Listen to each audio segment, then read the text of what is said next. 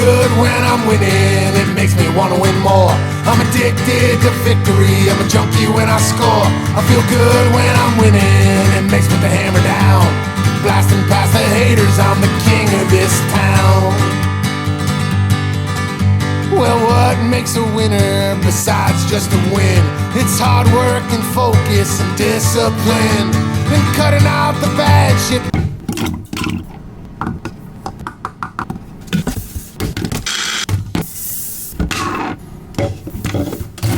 Back in here. Maybe the deer will come over too. Man, oh man. So we are one day away from Folk Volcano releasing, which is starting to be my favorite song of all time. I like it too. Lyrics, the fucking energy, it's a fun project. So I thought today we would talk about the project, right?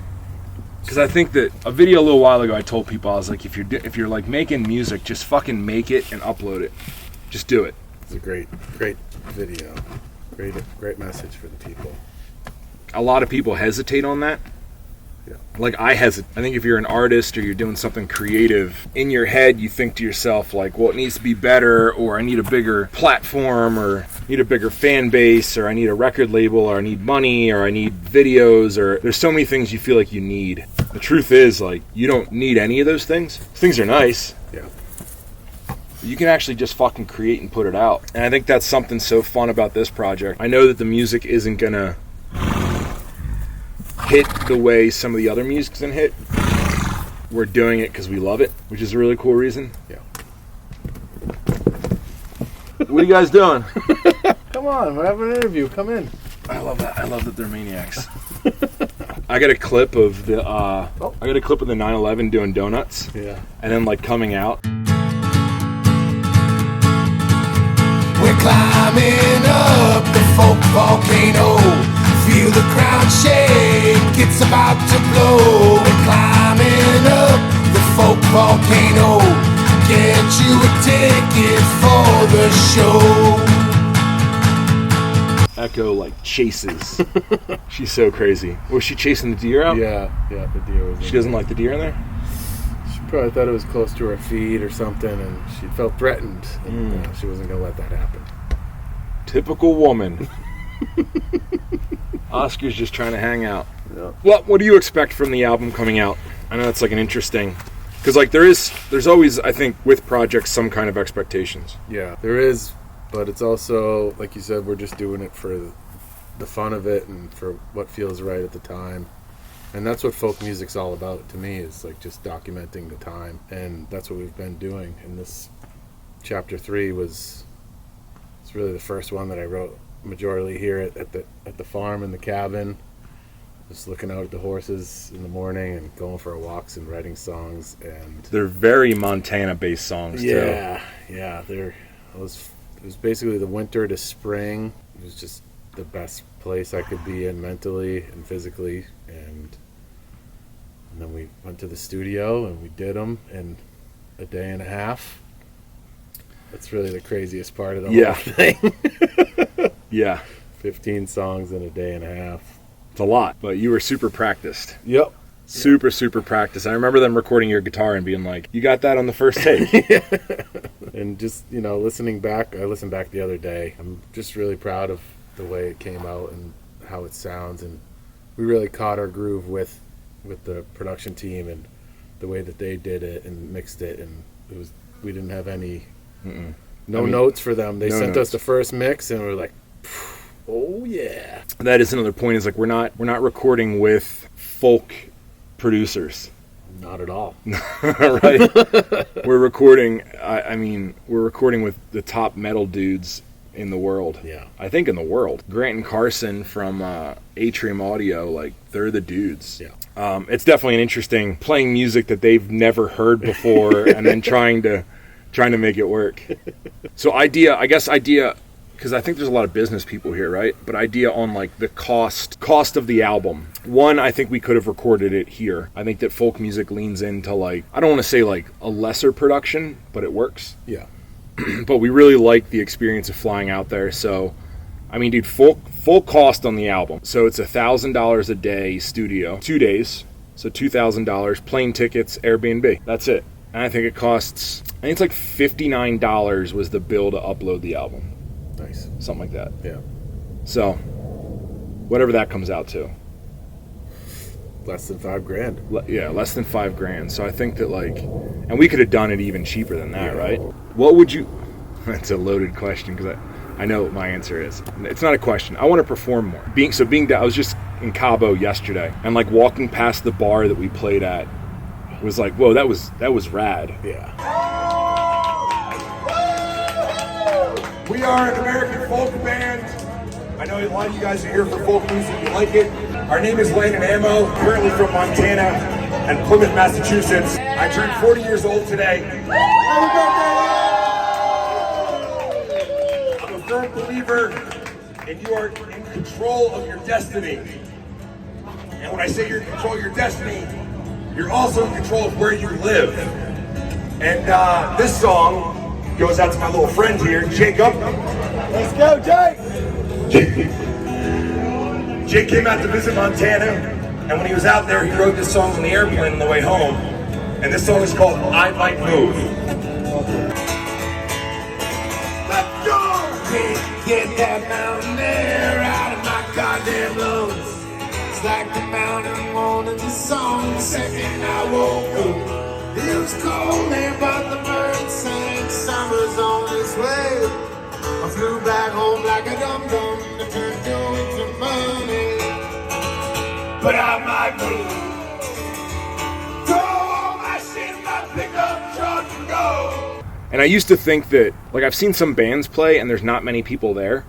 And I always think to myself, and I'm like, damn, I wonder if they're panicking about that. And that's one thing that us playing, I'm nervous for the first 30 seconds before we start, and then as soon as we start playing, it's not nervous at all. Yeah, another set of emotion comes in. It just turns into fun. Yeah, it'd be dope to go on tour. I just don't know how I would swing that. Yeah, got to get with the right people, and it'll happen. Yeah, and you'll be. As far as Montana running itself, though. First album, we didn't know what we were doing. We didn't know what we were getting into. First album was recorded in your kitchen. Yeah, it was cool, man. Recording the first album in your kitchen was definitely an experience. Yeah, because we had never really worked together before. Yeah, we didn't know how I was going to integrate into the music. Yeah. I was like, wait, so how much do I yell? What does my tone sound like? But we nailed it. Our first song was Land and Ammo, and it was oh yeah, that's it. And listening back to those tracks, it's we captured something special there. And I'm very grateful for that. And that's what recording in different places is. Things happen. Sounds happen. And we sort of discovered our sound there. And then we went to Pennsylvania and really got in a super tight studio with super tight guys. And we have this super tight sound, and we'll record in other places too. Yeah, I wonder if we didn't record if we would have recorded, we did Land and Ammo, we did Lake of the Wolves, and we did American Songs, right? I wonder if we if we would have started in a really well-produced studio, if it would have changed I think it probably would have. Yeah, environment always changes the tone and the vibe of the thing, but I'm really glad we started there. And the tones that we got, awesome. Yeah. And they're different from what we've been doing as well now. I remember hanging the blanket over the ceiling fan. We were in the back of the living room. Yeah.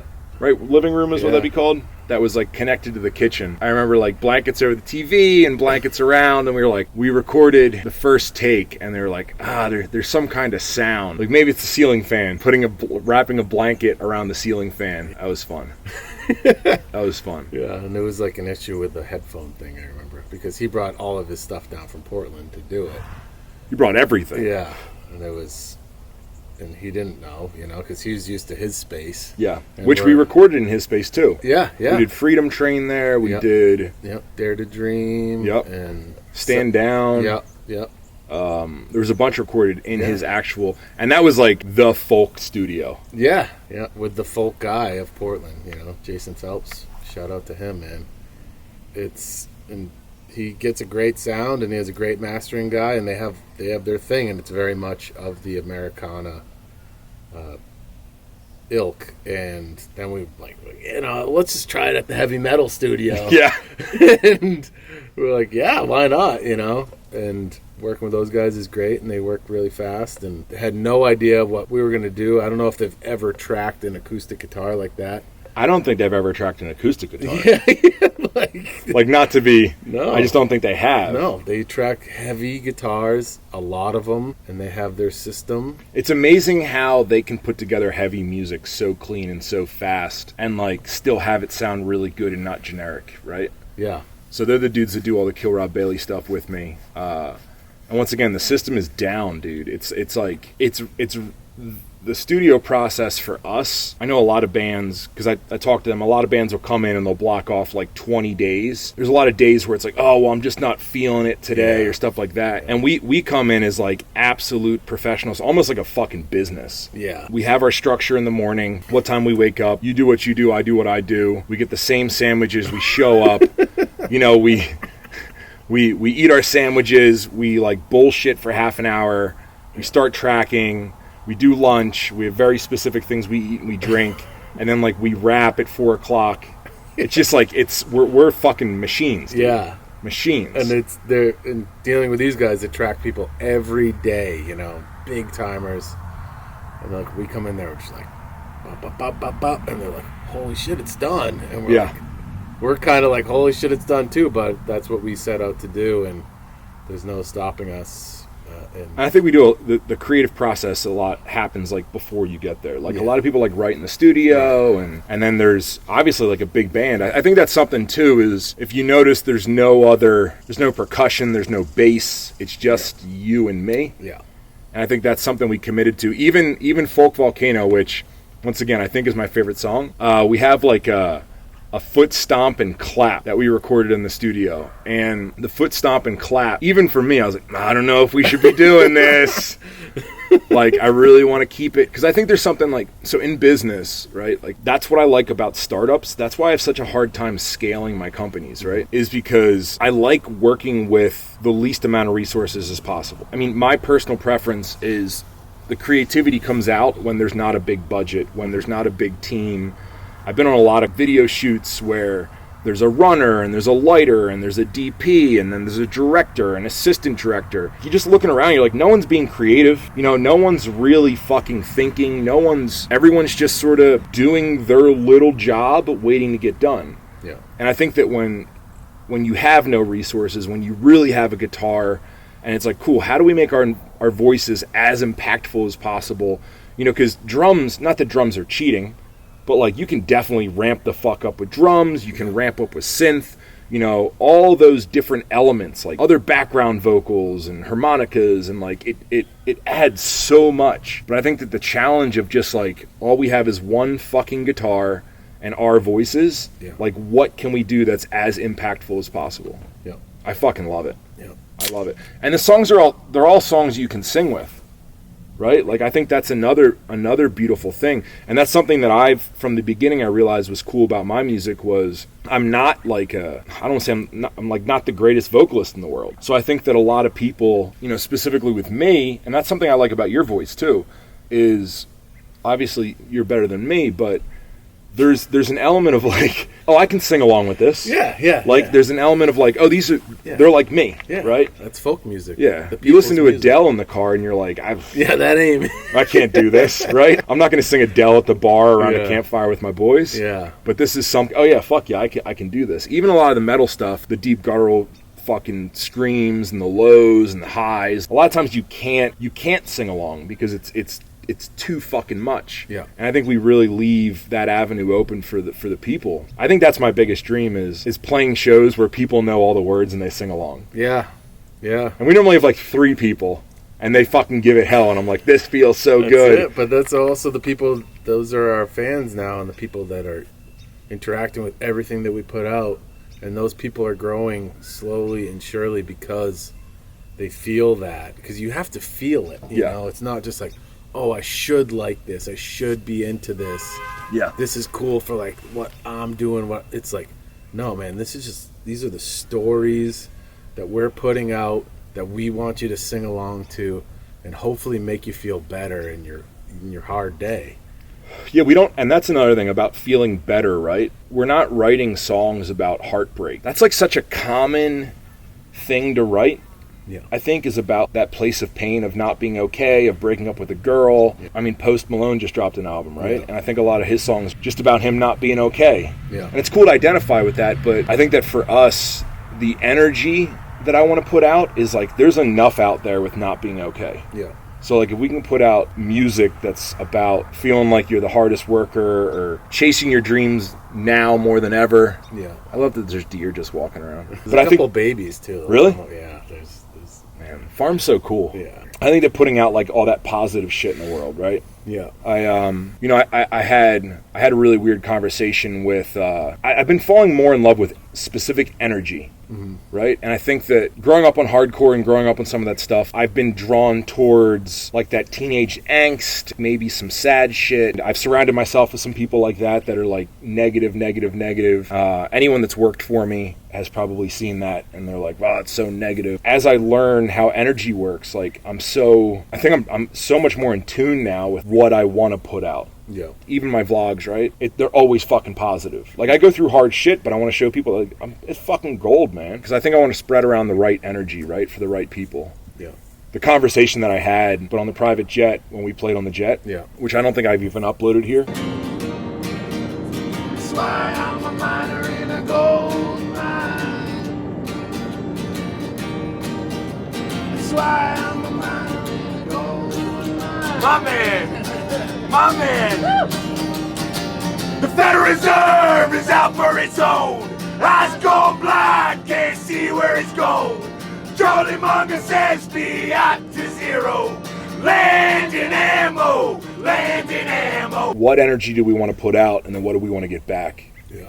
I think we're fucking nailing the head, crushing it. Yeah, chapter 3 really was that. Because a lot of it, I mean, it started from you doing the speaking engagements, and you wanted to have this other angle where you weren't just, firing up the people. You wanted to have like this deeper substance, and you told me about that in the first call we ever had about doing this project.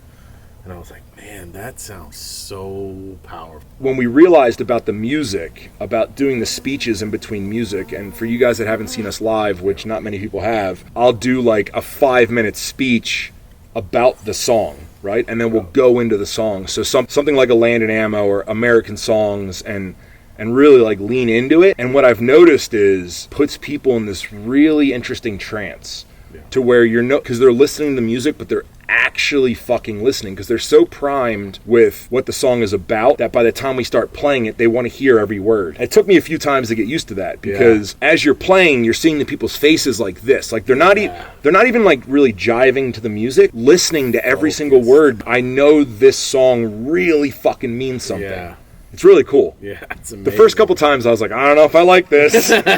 But now I understand why they're paying so much attention and like the look on their face is so much different. It's because they're not just hearing the words and they actually listen to the fucking words. Yeah. And a lot of the people hadn't even heard the songs before too. So they were just there to see you and to see what you were going to lay down for them. And that's a cool You brought out some folk songs.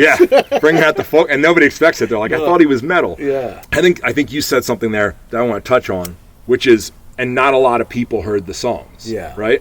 So like there's this weird ego play that I found a hack to, which is like not a lot of people heard the song. And we're falling into it with Dana, right? So like I think that one of my big responsibilities in Dana's life is like making sure her head's okay. And I'm always the emotional guy on the background. So when she was like building up her career, I was the one that was always like, you're doing great, you're crushing it. Everyone's one day going to learn about you. And then she got to the top where everyone knew about her, right? And now she's 40 and there's a younger generation. So we'll be at a gym and people won't know who she is. And I think that that's hard for the ego. Yeah. Right? That's really fucking hard for the ego. It clicked the other day because I'm constantly looking. I'm like, fuck, how do I make this okay? How do I make this okay?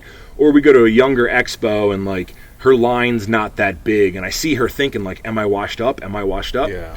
And I do the same thing with music, right? Like, oh, not that many people are listening. And the little hack that I figured out was taking it and just seeing it on the flip side as an opportunity. Be like, ooh, they just don't know about it yet. Right? The opportunity for us to grow is so fucking big now. Or, you know, if we release a t-shirt and 1,000 people buy it, I'm like, fuck, man, only 1,000 people buy it. I'm like, yeah, but there's like 1 billion people. There's so much more market share out there. And I think that's what I've been doing with the music recently. Yeah, they're not there yet, but instead of looking at it as like an ego thing, the fan base didn't show up. Oh, they just don't know yet. Yeah. Right? And as long as we keep putting our fucking heart into it, and we keep making fucking bangers, like, dude, The Fighter, God damn, that's such a good song. Yeah. I just don't think it's fallen in front of the right people yet. Yeah. Right? Yeah. They're spreading it. It's spreading organically without any fucking budget, any label. It's just people showing people, and that's what folk music's all about. That's I like what we're doing, buddy. I like folk music. Boo.